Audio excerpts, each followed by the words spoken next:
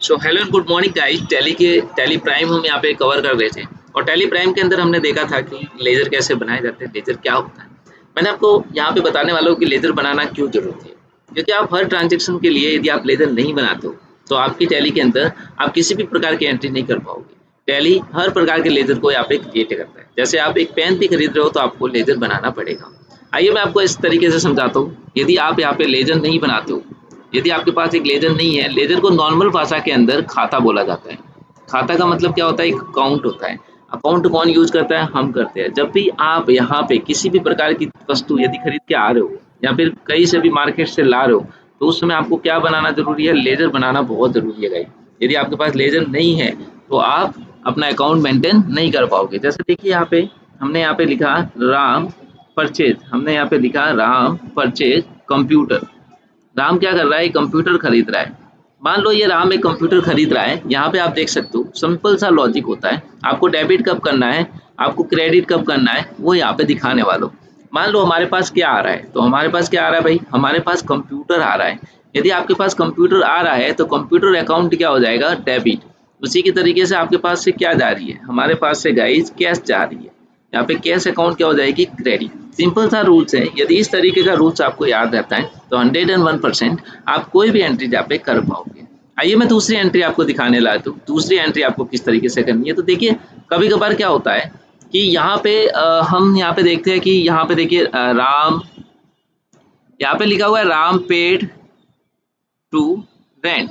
अब देखो राम पेड कर रहा है, रेंट कर रहा है। अब रेंट क्या है? रेंट आप जब भी पे करते हो तो वो आपके लिए क्या है? एक प्रकार का एक्सपेंस है, एक प्रकार का खर्चा है।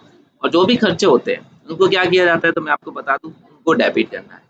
देखिए तो आपके पास क्या आ रहा है, तो ये याद रखिए लॉजिक मैंने आपको बता दिया। आपके पास क्या आ रहा है, तो हमारे पास यहाँ पे क्या आ रहा है? रेंट आ रहा है। तो रेंट यहाँ पे अकाउंट क्या हो जाएगा? डेबिट हो जाएगा। और यहाँ पे जो आप देख पा रहे हो हमारे पास से क्या जा रही है? कैश अकाउंट क्रेडिट जा रही है। उम्मीद है आपको यहाँ पर तक समझ में आया कि यहाँ पे कब और क्यों और कैसे किया जाता है। इसी चीज के अंदर मैं आपको दिखाता हूँ कि यहाँ पे देखिए यहाँ पे देखिए हम यहाँ पे क्या कर रहे हैं? सैलरी पे कर रहे हैं। हम यहाँ पे सैलरी पेड कर रहे हैं मान लो। तो हम यहाँ पे क्या पे कर रहे हैं? एक एक्सपेंस पे कर रहे हैं। सबसे पहले आपको ये ध्यान होना चाहिए कि आप यहाँ पे कर रहे क्या हो। तो एक्सपेंस, एक्सपेंस का मतलब यहाँ पे खर्चा होता है। और यदि आप जब एक्सपेंस देते हो तो सभी को याद रखना है, ये सभी जो खर्चे होते हैं वो सभी क्या किए जाते हैं? डेबिट। और यहाँ पे हम क्या दे रहे हैं? कैश दे रहे हैं, कैश अकाउंट क्रेडिट। उम्मीद है दोस्तों आपको बहुत अच्छी तरीके से समझ में आ रहा होगा। आइए तो एक और रील्स बता देता हूँ आपको जिससे कि बहुत बेटर समझ में आए आपको। यदि मान लीजिए राम यहाँ पे क्या कर रहा है? राम स्टार्ट कर रहा है, Ram started business, Ram started business with cash, with cash. अब कैश कितनी है? मान लो 2 लाख रुपीज से राम बिजनेस स्टार्ट कर रहा है। तो सिंपल एंड स्वीट सा लॉजिक यही बनता है कि जब राम कोई भी बिजनेस शुरू करता है तो हमारे पास क्या आएगी भाई?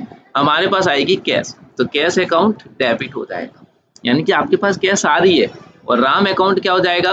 क्रेडिट हो जाएगा, क्योंकि कैश कहाँ से जा रही है? राम से जा रही है। इसी को तो टैली की भाषा में क्या बोला जाता है? कैपिटल बोला जाता है। कैपिटल मतलब जो पूंजी लेके आ रहा है, जो पूंजी लेके आ रहा है। और पूंजी कौन लेके आता है? राम लेके आ रहा है। तो इस तरीके से यदि आपको एंट्री समझ में आती है गाइस तो आप इसके अंदर बहुत सारी एंट्रीज को कर सकते हो। मैंने सिंपल सा लॉजिक बताया, मैंने बताया कि हमने क्या बताया यहाँ पे? मैंने आपको ये बताया कि हमारे पास जो आ रहा है, हमारे पास जो आ रहा है उसको क्या करना है? उसको यहाँ पे डेबिट करना है। सिंपल सा लॉजिक है। और जो हमारे पास से जा रहा है, जो हमारे पास से क्या हो रहा है? जा रहा है। जा रहा है तो आपको क्या करना है? क्रेडिट करना है। तो डेबिट एंड क्रेडिट में यदि आपको कोई कंफ्यूजन नहीं है गाइस तो सिंपल सा यहाँ पे लेजर आपको समझ में आने, क्योंकि लेजर तभी समझ में आते हैं जब आपको डेबिट और क्रेडिट में कोई प्रॉब्लम्स नहीं होती। लेजर क्यों बनाए जाते हैं तो मैंने आपको बताया दिया।